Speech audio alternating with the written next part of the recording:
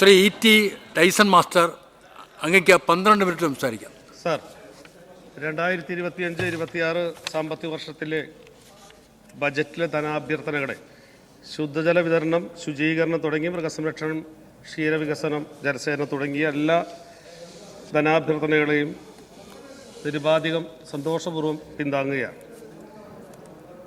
കഴിഞ്ഞ 9 കൊല്ലമായി കേരളം പലതരം പശ്ചാത്തല സൗകര്യ സൃഷ്ടിക്കായി നടത്തുന്ന മുതൽ മുടക്ക് സംസ്ഥാനത്തിന് നേട്ടങ്ങൾ സമ്മാനിച്ചുകൊണ്ടിരിക്കുന്ന ഒരു സന്ദർഭമാണിത്. സംരംഭകത്വത്തിനും നിക്ഷേപത്തിനും ഏറ്റവും അനുകൂലമായ സംസ്ഥാനമായി കേരളം മാറുന്നു എന്ന് എല്ലാവരും പറയുന്ന സമയം കൂടിയാണ്. എന്നാൽ ചിലപ്പോൾ ഒറ്റപ്പെട്ട ചില ചർച്ചകളോ ചിന്തകളോ ഇതിൻ്റെ ഭാഗമായിട്ടൊക്കെ ഉണ്ടാകാറുണ്ട്. നമ്മുടെ കേന്ദ്ര ധനമന്ത്രി ഒരു പ്രസ്താവന നടത്തി. നോക്കുകൂലി സംബന്ധിച്ചു കേരളത്തിൻ്റെ വ്യവസായ വികസനത്തിന് ഏറെ പ്രതിസന്ധി സൃഷ്ടിച്ച ഒരു കാര്യം എന്നുള്ള മട്ടിൽ അത് കേരളം വളർച്ചയിൽ പിന്നോട്ട് പോയിട്ടുള്ള ഏറ്റവും പ്രധാനപ്പെട്ട കാര്യം എന്ന നിലയിൽ, ഒരു പുതിയ കാര്യം എന്ന നിലയിലാണ് അവർ നോക്കുകൂലിയെ പറ്റി സംസാരിച്ചത്. നമുക്കറിയാം എത്രത്തോളം ഈ പൊതുസമൂഹത്തിനും അതുപോലെ ബന്ധപ്പെട്ട വികസനത്തിനും പ്രവർത്തനങ്ങൾക്കൊക്കെ നല്ലപോലെ സേവനം ചെയ്ത ഒരു വിഭാഗത്തെ അടച്ചാക്ഷേപിക്കുകയാണ് യഥാർത്ഥത്തിൽ കേന്ദ്രമന്ത്രി ചെയ്തത്. ഇവിടെ കേന്ദ്രമന്ത്രിമാരുമായിട്ട് സംസാരിക്കാൻ മുഖ്യമന്ത്രിയും ബന്ധപ്പെട്ട ആളുകളും ഒക്കെ പോകുമ്പോൾ ശ്രീ ഷംസുദ്ദീൻ അംഗത്തിനുൾപ്പെടെ അത് വലിയ പോരായ്മയായിട്ടാണ്. ഒരു കാര്യം അവർ രഹസ്യമായിട്ടെങ്കിലും സമ്മതിക്കും. നമ്മുടെ കേരള ഹൗസിൽ വന്നാണ് ആദ്യമായി ഒരു ധനകാര്യ വകുപ്പ് മന്ത്രി കേരള സംസ്ഥാനത്തിലെ മുഖ്യമന്ത്രിയെ കണ്ടതെന്നുള്ളത് നമുക്ക് എത്ര ഗൗരവത്തോടു കൂടിയാണ് അക്കാര്യം കാണുന്നതെന്നുകൂടി മനസ്സിലാക്കണം. അവർ വരുന്നു, അവിടെ ചർച്ചയ്ക്ക് ചെയ്യുന്നു. അത് കേവലം കാപ്പി കുടിക്കുക, ചായ കുടിക്കുക എന്നതിലപ്പുറത്തേക്ക് ഒരു രാഷ്ട്രീയ മാനം കൂടിയുണ്ട്. അത് കൃത്യമായി കാണുകയാണ്. കേരളത്തിൻ്റെ താല്പര്യങ്ങൾ സംരക്ഷിക്കാൻ കഴിയുന്നു എന്നുള്ളതാണ് അതിൽ നാം കാണേണ്ട കാര്യം. ഒരു കാര്യം പറയുന്നു, ഊർജം, ഗതാഗതം, ജലവിതരണം തുടങ്ങി കേരളത്തിലെമ്പാടും അടിസ്ഥാന ഉപാധികൾ ലഭ്യമാക്കുന്ന പശ്ചാത്തല സൗകര്യങ്ങൾ കേരളത്തെ പുതിയ കാലത്തേക്ക് പുതുക്കി പടുകയാണ്. കേരളം മുൻകൂട്ടി കണ്ടതുപോലെ തന്നെ ധനസൂചികയിൽ സംസ്ഥാനം സാധാരണ നില കൈവരിക്കുകയും ചെയ്യുന്നു എന്നുള്ളത് നമുക്ക് കാണാൻ കഴിയും. പ്രളയവും കോവിഡും കർശക്കിയ കാലത്ത് സർക്കാർ ചെലവ് ചെയ്യാതെ കൈയും കെട്ടി ഇരിക്കുന്ന ഒരു സമീപനമാണ് നമ്മൾ എടുത്തതെങ്കിൽ ഈ കേരളം പട്ടിണിയിലും പാലായനത്തിലും മുരടിപ്പിലും ഒക്കെ ആയിപ്പോയനായിരുന്നു. അതാണ് ഇടതുവഴി എന്ന് പറയുന്നതാണ്. ഇടതുപക്ഷ ജനാധിപത്യ മുന്നണി ഗവൺമെൻറ് ഒരു പുതിയ ബദൽ നിർദ്ദേശിക്കുന്നു എന്ന് പറയുന്ന അവിടെയാണ്. അതാണ് ഇന്ന് നാം കൊയ്യുന്ന നേട്ടങ്ങളുടെ എല്ലാം അടിത്തറ. ആ അടിത്തറയിൽ ഊന്നി നിന്നുകൊണ്ട് വളർച്ചയും സുസ്ഥിരതയും കൈവരിക്കാൻ ഉതകുന്ന ഭാവനാസമ്പന്നമായിട്ടുള്ള ഒരു ബജറ്റാണ് 2025-26 കേരള ബജറ്റ് എന്ന് കാണാൻ കഴിയും. സർ, കേന്ദ്ര ഗവൺമെൻറ് കേരളത്തോടുള്ള കാണിക്കുന്ന അവഗണന ഒരു കുറവും വരുത്തുന്നില്ല. ഓരോ ദിവസം പല രൂപത്തിൽ വരികയാണ്. ആ പല രൂപത്തിലുള്ള കുറവുകളെ UDF അത് നിരന്തരം പ്രോത്സാഹിപ്പിച്ചുകൊണ്ടിരിക്കുന്ന സമീപനമാണ്.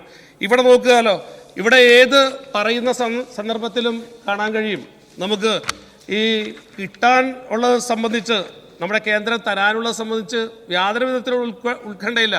കൊടുക്കാൻ ഉള്ളത് സംബന്ധിച്ച് വലിയ ഉത്കണ്ഠയാണ്. കൊടുക്കേണ്ട കാര്യം കൃത്യമായിട്ട് പറയുന്നുണ്ട്. എല്ലാ ദിവസവും അതിൻ്റെ കോടിക്കണക്കിന് രൂപ കൂടുതൽ കയറ്റി പറയുന്നത് അത്രയും തന്നെ ഉണ്ടാവുമെന്ന് പറഞ്ഞിട്ടുണ്ട്. എന്നാലും കയറ്റി പറയുകയാണ്. രണ്ടാമത് നമുക്ക് ഓരോ സ്ഥലത്തെയും കൂടുതൽ കാര്യങ്ങൾ കൊടുക്കുന്നു പറയുന്നു. ആശാവർക്കർമാർക്ക് കൊടുക്കണം, അംഗൻവാടികൾക്ക് കൊടുക്കണം, ലൈഫിൻ്റെ 4 ലക്ഷം 6 ലക്ഷമാക്കണം, പുനർഗേഹം 10 ലക്ഷം ഉള്ളത് 15 ആക്കണം. അതുപോലെ തന്നെ എല്ലാം കൂട്ടാനൊന്നും ഈ സർക്കാരിന് യാതൊരു തരത്തിലുള്ള മടിയുള്ള സർക്കാരല്ല. പക്ഷെ പണം എവിടെ? ആ ചോദ്യത്തിന് ഉത്തരം കൂടെ നൽകണ്ടേ? ആ പണം നൽകാത്തതിനുള്ള ഇവിടേക്ക് ഈ കൊച്ചു കേരളത്തിൽ കിട്ടാനുള്ള എല്ലാ സംഖ്യയും വാങ്ങി തരുന്നതിൽ നമുക്ക് ഒരുമിച്ച് നിൽക്കണം എന്നൊരു രാഷ്ട്രീയം കാണണ്ടേ? അതില്ല. കൊടുക്കാനുള്ളത് കൊടുക്കണം, കൂട്ടാനുള്ളതൊക്കെ നന്നായി കൂട്ടിക്കോ.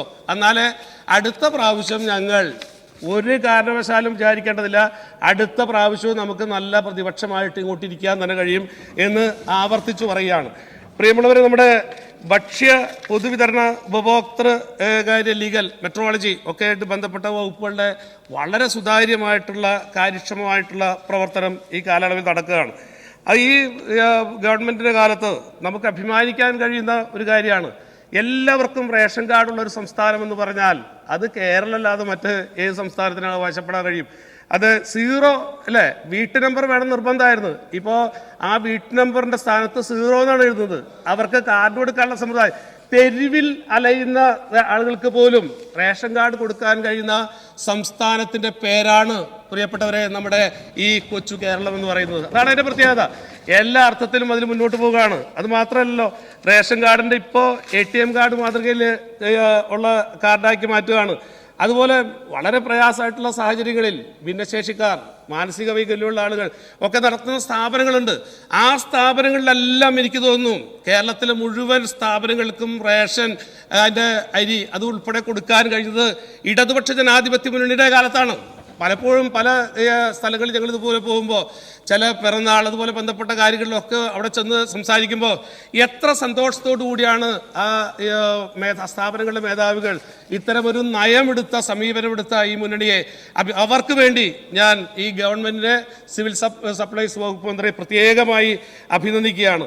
ഒപ്പം തന്നെ നമുക്കറിയാം ഒരുപാട് നിബന്ധനകൾ കേന്ദ്ര ഗവൺമെൻറ് ഇക്കാര്യത്തിൽ കൊണ്ടുവരുന്നുണ്ട് അല്ലേ.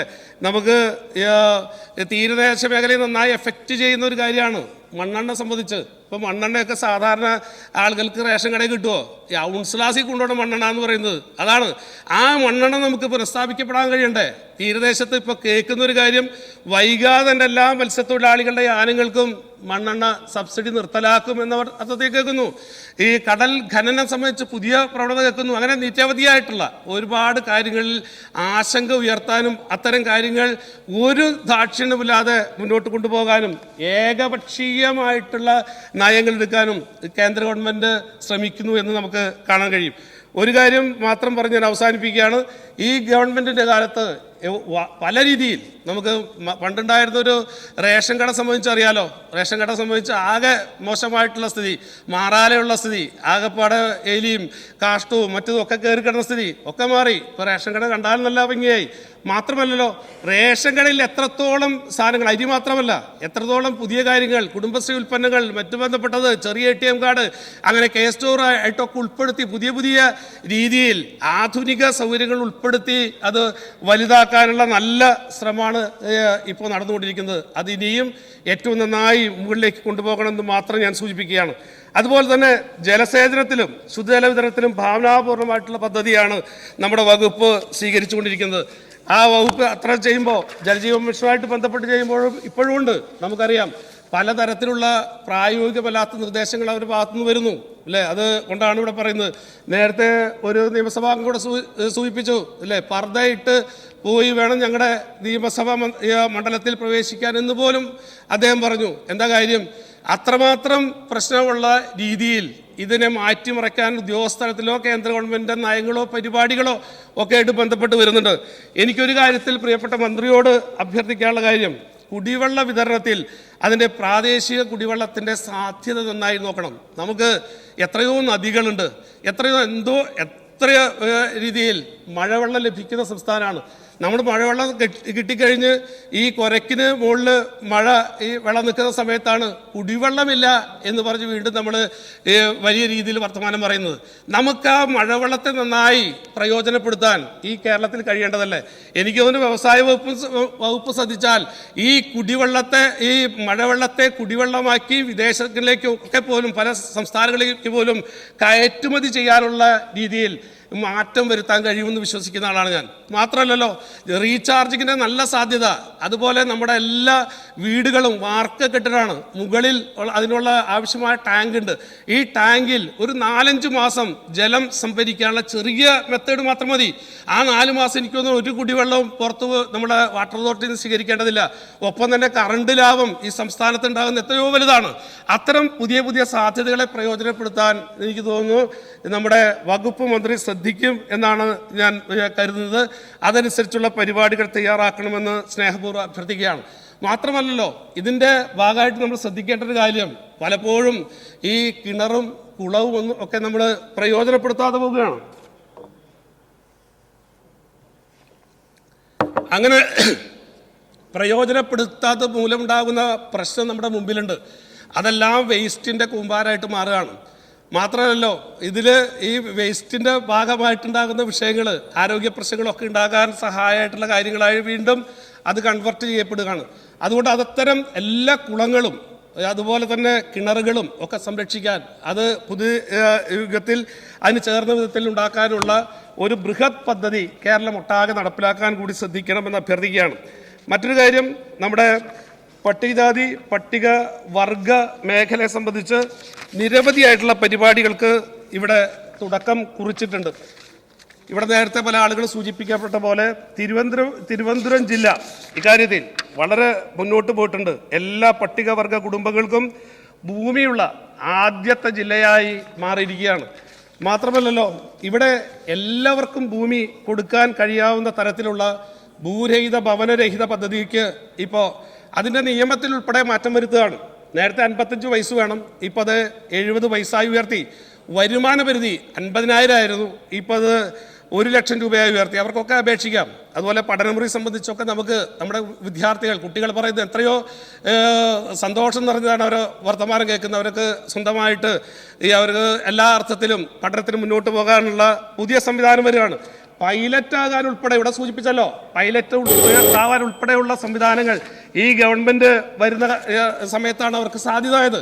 മാത്രമല്ല, ഒരു കാര്യം കൂടെ സ്പീഡിൽ സൂചിപ്പിക്കുകയാണ്. ഒന്ന്, പട്ടികജാതി വികസന കോർപ്പറേഷൻ നിരവധിയായിട്ടുള്ള കാര്യങ്ങൾ ചെയ്യുന്നുണ്ട്.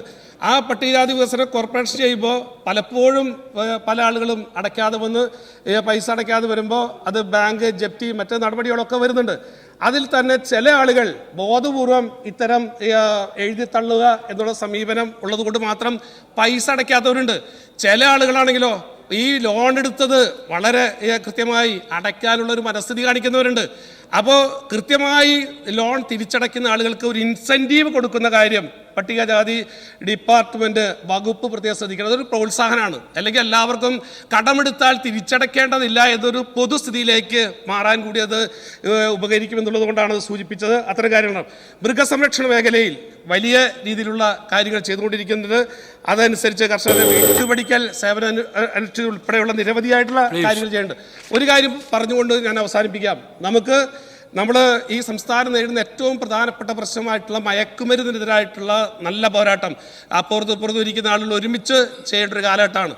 നമ്മുടെ ചെറു പ്രായത്തിൽ ഞങ്ങൾ പഠിച്ചൊരു വൃക്ഷവൃക്ഷം മുളയ്ക്കുമ്പോൾ പിഴുതങ്ങ് കളയാഞ്ഞാൽ വിഷമമായി വരും മൂത്താൽ മഴ കൊണ്ട് പെടുന്നതല്ല എന്ന് പറയുന്നുണ്ട്. അപ്പോൾ അതുകൊണ്ട് ഇപ്പം നല്ല പാകമുള്ള സമയമാണ്. അതുകൊണ്ട് അതിനെതിരായിട്ടുള്ള നല്ല ക്യാമ്പയിൻ, അതിനാവശ്യമാണെങ്കിൽ ചെറിയ സംഖ്യ അതിൻ്റെ പ്രചരണവും മറ്റോ കാര്യങ്ങൾക്ക് വേണ്ടതിൻ്റെ അതുകൂടി അനുവദിക്കണം എന്ന് അഭ്യർത്ഥിച്ചുകൊണ്ട് ഈ ധനാഭ്യർത്ഥനയെല്ലാം ഞാൻ വളരെ സന്തോഷപൂർവ്വം പിന്താങ്ങുന്നു.